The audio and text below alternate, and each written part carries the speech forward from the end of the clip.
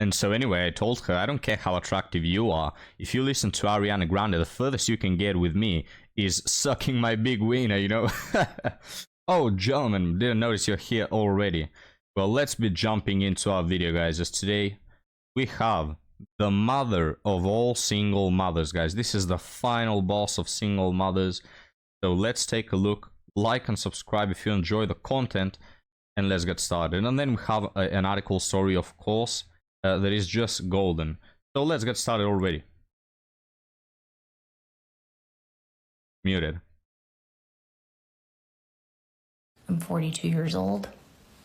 I'm a single mother, and a lot of people write to me on here or in the comments or even in the wild, and they will say that women, especially of my age, are still single because we have unreasonably high standards. Exactly, right? It's, guys, this is the first thing I saw. We have unreasonable. Hey, shut up. Let's not kid ourselves, alright? This is a very attractive woman. Now, granted, she's wearing makeup, but for 40, guys, this is a very attractive woman. In her 20s, this is the type of woman that has more, more options than all people watching this video combined right now, okay? So it really is that. She either dumped her ex-husband because the spark was gone, or she just went for that 1 out of 10,000 bad boys that will get her pregnant and then leave. Reasonably high standards. And I don't think it's unreasonable, but I do think and know that our standards are quite high because we've been through enough to know what we want and what we don't want. However, speaking for myself and probably a lot of other people out there, maybe men and women, I'm done trying. I don't want to try anymore. It hasn't worked out for me in the past, and whenever I have tried to salvage a relationship, I have shapeshifted to try to meet some sort of standard or be good enough, not only for that person, but like for their family too. And, especially my last relationship, I kept trying to be a different person all the time. Just, every time I felt something was off or I would feel scrutinized or whatever, I would try to change that part of me to meet who they wanted me to be. And it never worked because it wasn't authentic. Yeah, look, I'm gonna pause you right there. Now, I don't know your story, but you not yelling while having a conversation with another person is not you being scrutinized, alright? Again, I don't know her story, guys. Haven't used my mommy powers yet to psychoanalyze her life. But if a man wanting to put some healthy boundaries in a relationship you view as scrutinizing and as you having to shape shift into another person, I'm not going to give you that. I think, and it didn't come natural, but who I was didn't fit either. And one day I just woke up and I was like, if I can't just be me, then maybe we're just people that don't belong together. And that's okay. But I'm not doing it anymore. And so she dumped him, okay. It's men like these guys who are the ones that are making compromises, who should dump this woman's ass. But they stay there making compromises like, alright, I'm gonna sacrifice myself for her, I'm gonna save her. And then they end up getting dumped, right?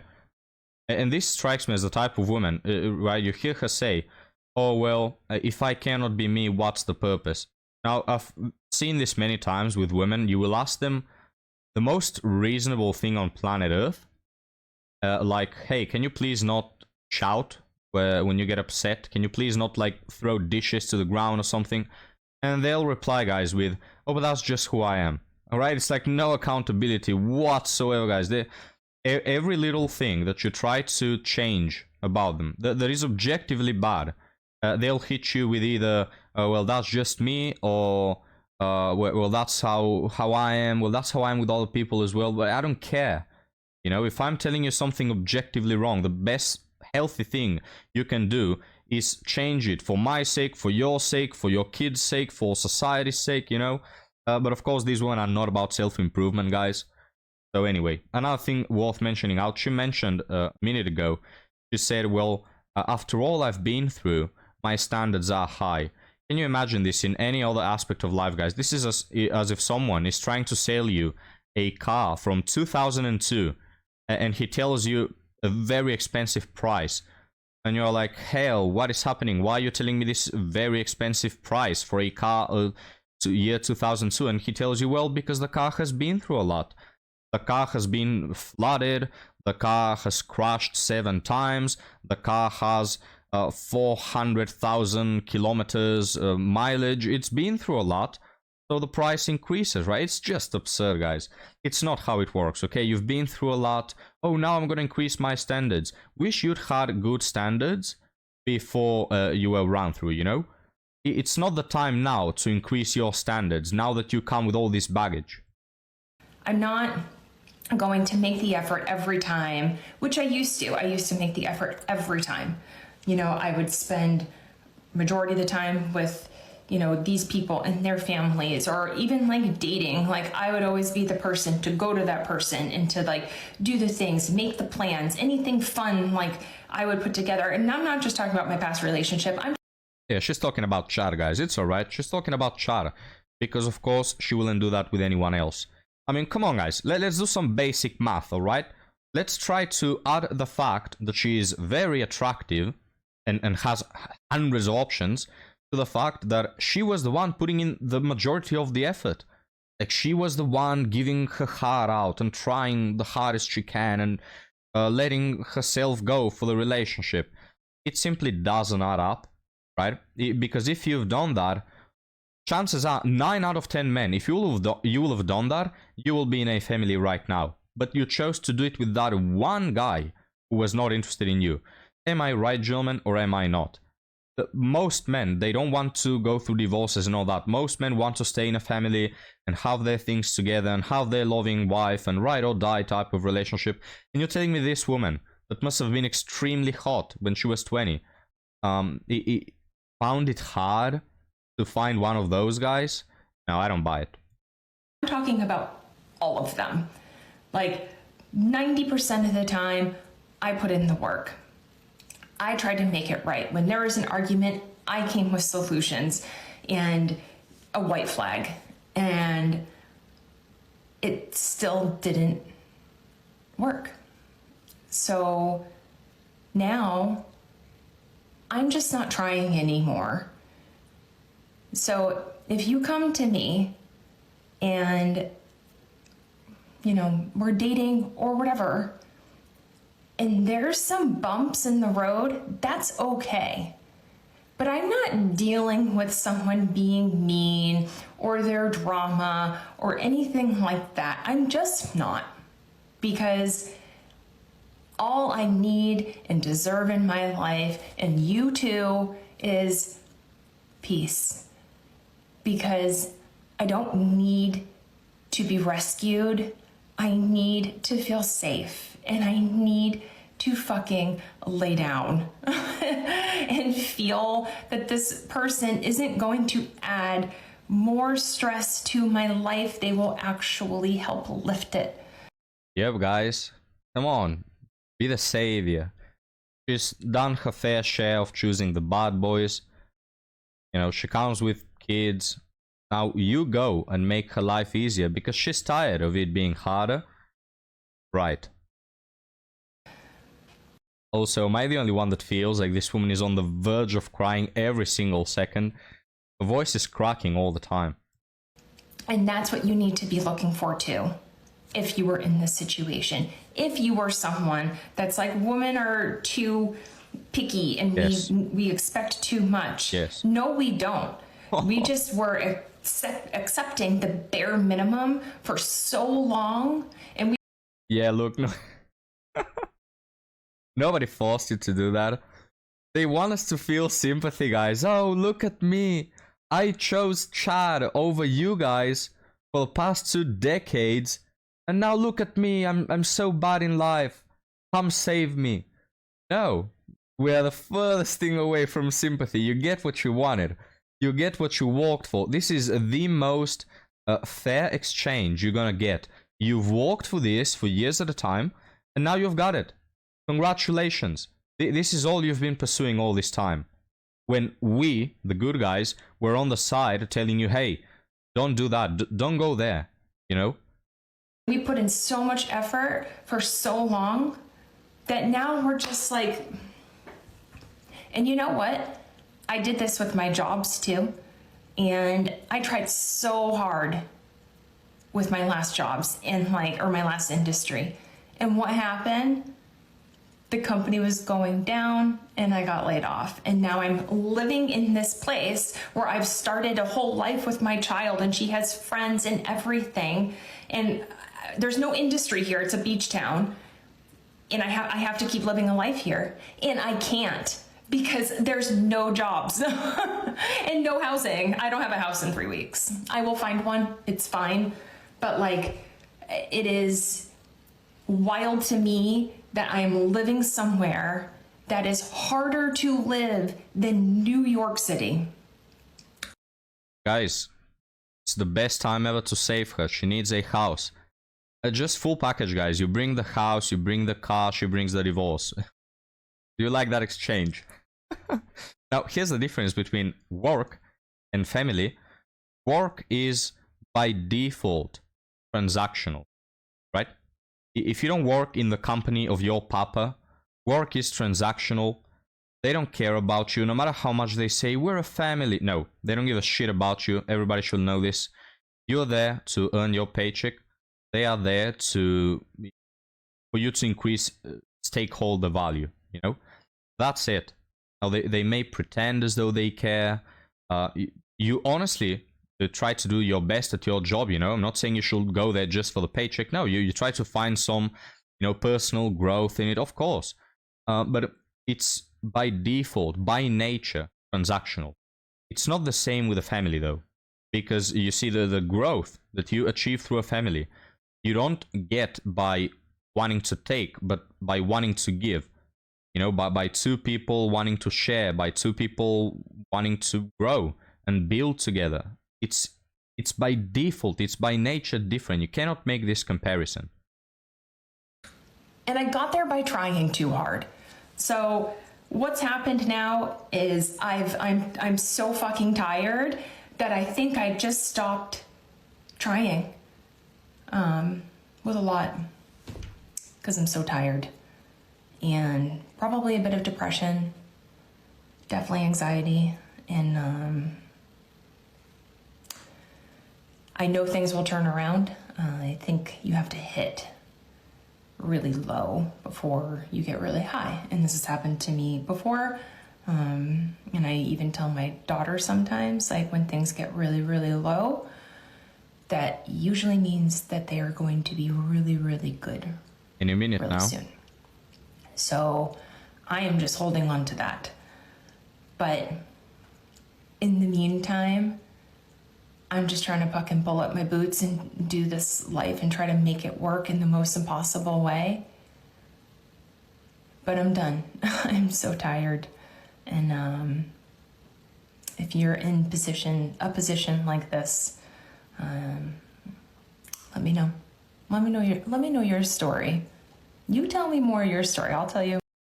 Okay, here ends the TikTok, guys, and this is sad. Yeah, I'm gonna be honest with you guys. This is just sad. I actually felt sad after watching this. I usually don't sympathize. Not that I do now, but this whole thing was so sad. Her and her daughter, guys, just living in some forgotten house out there that they're gonna take away in 3 weeks. She's got no job as far as I know. Just so tired, depression, all the pills. I don't know, man. This was a hard watch, honestly. But yeah, I simply don't buy it. Call me cynical.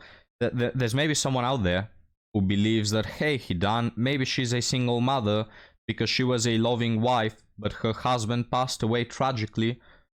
It could be. What are the odds, though, that she's single because she was just so unlucky that a beautiful woman like this and according to her words, with a great personality who tries really hard at relationships and gives her all. What are the odds, guys, that she, you know, has been unlucky all this time? Just what are the odds? They are astronomical odds, gentlemen. You know, I'm not saying that I know 100% of this woman's life. I'm just saying that if I were a betting man, I will probably bet my whole pyramid on the fact that she is the one to blame for her current situation. You know, like she's trying to tell us, guys, that she is this incredible hottie and body, and also with a great personality, you know, ride or die type of person, trying really hard at relationships, giving it her all, extremely loving, extremely understandable, and she's single. Hell no, guys, I don't buy it. But anyway, let me know what you think. Now let's move on to article story. Titled, I Can't Believe I've Been Duped. I met a guy on Hinge. We're both mid-late 20s. It was great. We had a great banter, attraction, alignment on important values. What was that? Alignment on important values. Well, this has to be, guys, unironically, the first time ever I've seen a woman even mention values.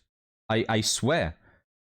You know, we start with great banter, attraction. It's just at this moment that you think she's gonna mention the spark or the vibe or the vibration, but she says alignment on important values. Well, I'll be damned. Color me shocked. We had 2 more great dates, but at the end of the second date, he made a point to communicate that his last relationship that he ended was super long term, and he wants us to take it slow, but that he could see being in a serious relationship with me and wanted to keep seeing me. A week later, he practically ghosts. I ask him about it. He says he's more scared than he thought about entering something serious again and has been thinking about what to do about us. So I called, told him, hey, I want to make this clear. If you're not into me, just say that. Don't use not being ready as an excuse because that's what happened to me a lot in the past. Red flag. He said the guys that did that to me are jerks and that he was being very honest. We talked about keeping in touch and then revisiting when he felt ready. I mentioned it will be fair to him for me to have an expectation. I mentioned it wouldn't be fair to him for me to have an expectation that I will be first in line when he was ready. To which he said, why wouldn't you be? He showered me with compliments and kept assuring me he just needed some time. We decided to take a break in the convo. He needed time to really figure out his head, and I needed to figure out boundaries if we did decide to keep in touch. I named it very clear that I wouldn't let him reach out first after the small break. Well, it's been a silent 6 weeks. 6 weeks. Excuse me, guys.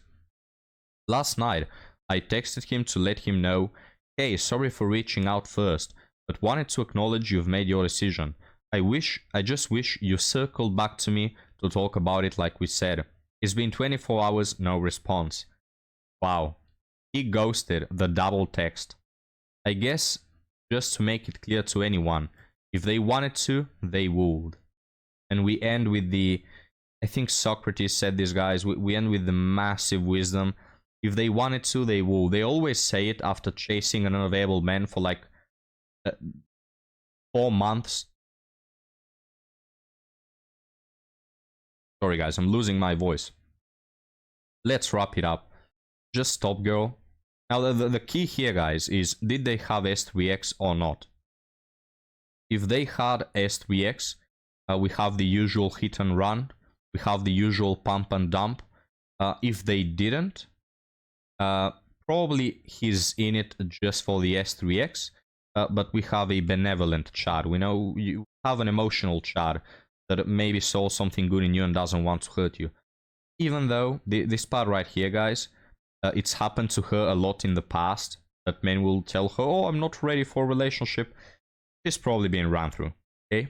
I got some hopes back in humanity when I read the part about the important values, but this thing right here, she's probably been run through, you know, if I had to take a guess.